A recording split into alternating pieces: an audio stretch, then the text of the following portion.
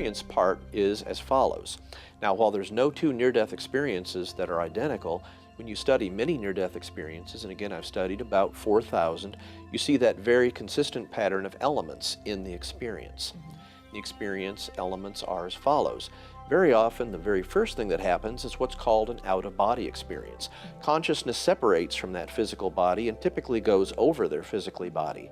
From that vantage point, they can see ongoing earthly events, often including their own frantic resuscitation efforts.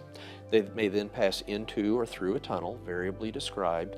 At the end of that tunnel, there's often a mystical, unearthly light.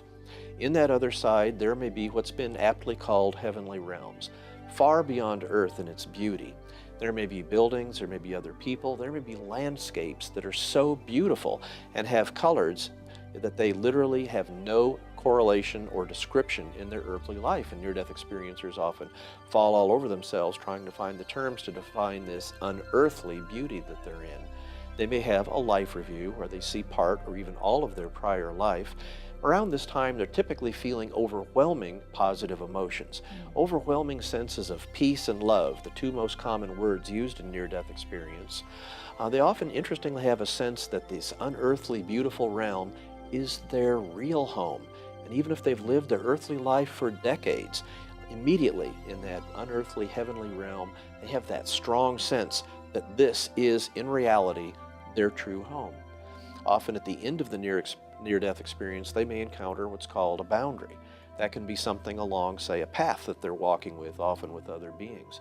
It can be a stream going across a path, a bridge, a chasm.